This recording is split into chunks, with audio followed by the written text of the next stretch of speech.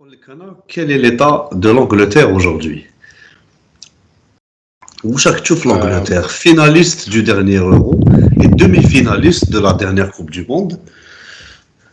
Un pays avec une histoire de la génération Tana qui a souvent déçu. Ça veut dire que c'était tout le temps une génération dorée de gros effectifs, mais le résultat, ça s'arrête en quart de finale maximum. Sinon, c'est du premier tour ou la des huitièmes. Et pour une fois, l'Angleterre a passé le cap des quarts de finale en 2018, où ils l'ont en demi-finale pour la première fois depuis 1990.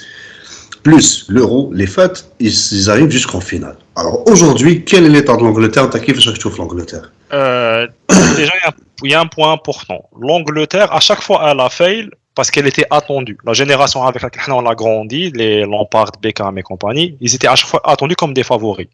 Le problème en Angleterre, c'est la pression populaire, la presse, etc.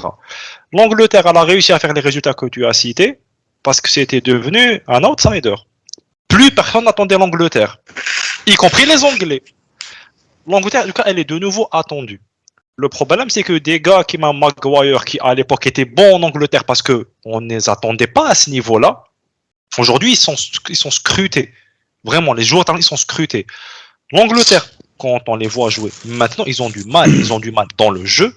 Ils sont très dépendants d'un Harry Kane. Systématiquement, je ne l'ai pas trouvé bon en phase finale de compétition, Anaya, que ce soit en Coupe du Monde ou là, à l'Euro.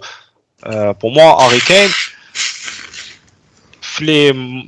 c'est pas un clutch player. J'ai jamais trouvé que c'est un clutch player. Personnellement, ça reste mon avis. Donc l'Angleterre, au jour d'aujourd'hui, elle a plusieurs cadres qui sont un peu malades. Sa défense, par exemple, Trent. On en a parlé dans un autre épisode. Trent, ça se passe pas très bien pour lui. Maguire sera titulaire. C'est annoncé par Southgate. L'état psychologique et puis footballistique, il est pas bon. À gauche, si c'est Chilwell, je sais pas que ça va donner. J'ai des doutes.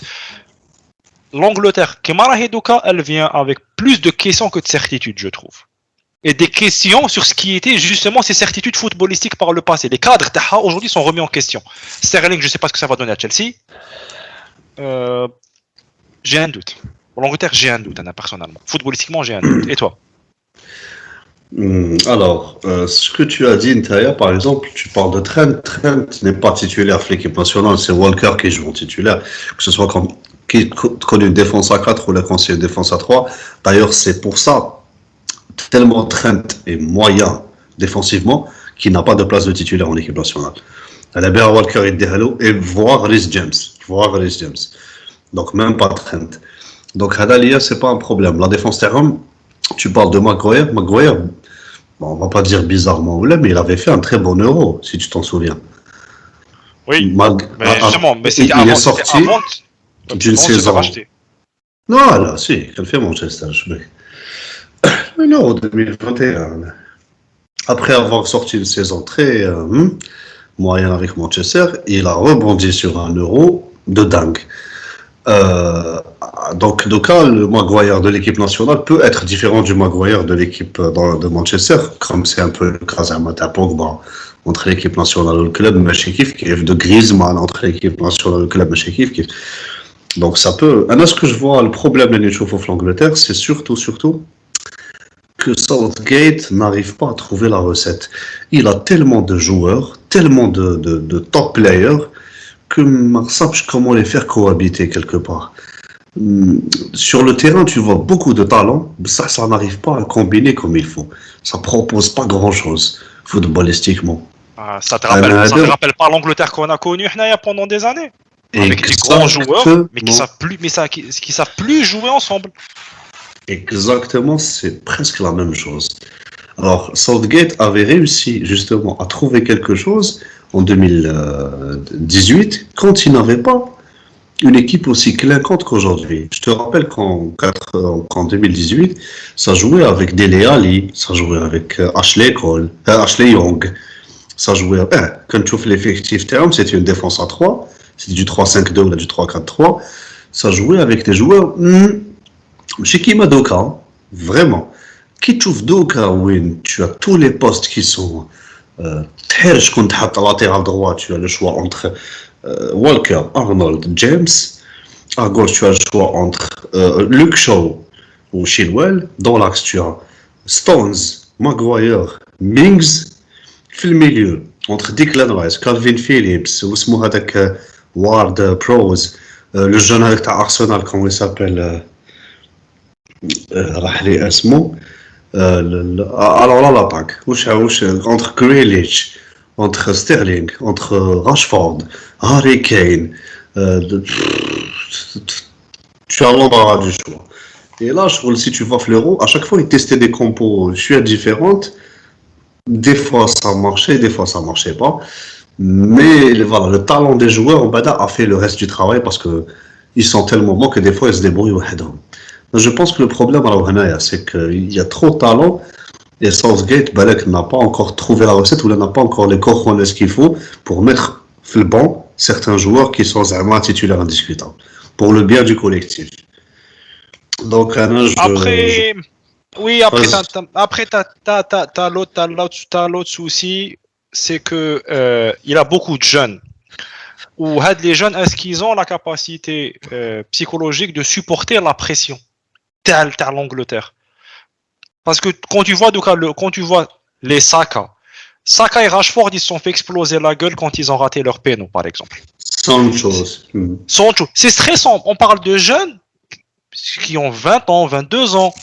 C'est pas facile. Southgate, il avait dit, il fait une conférence de presse, il avait demandé, s'il vous plaît, ayez plus d'indulgence parce que maintenant les joueurs, ils vont se dire, même si c'est pas moi qui me fais critiquer aujourd'hui, demain ça sera moi.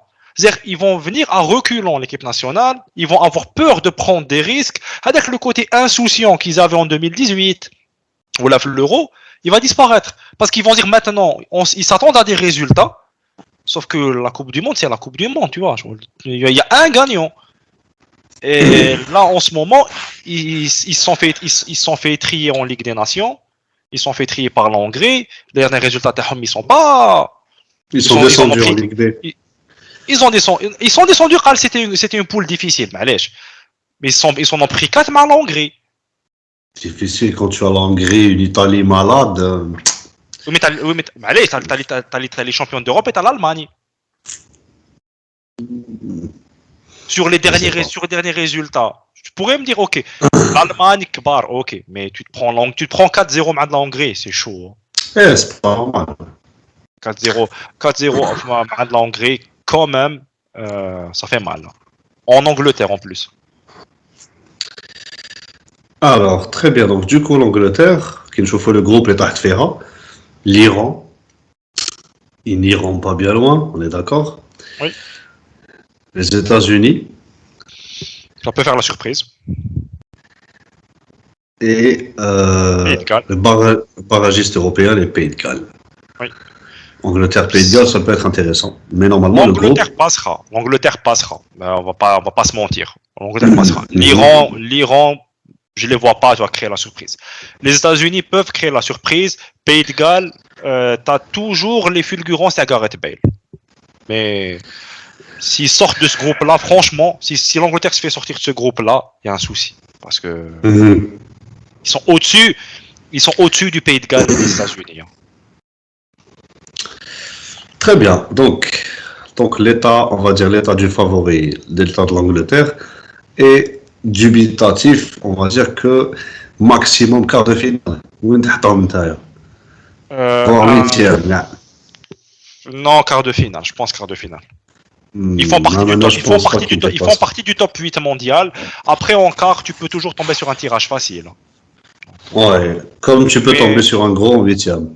Voilà, mais top 8 mondial, comme je pense qu'ils font partie du top 8 mondial quand même.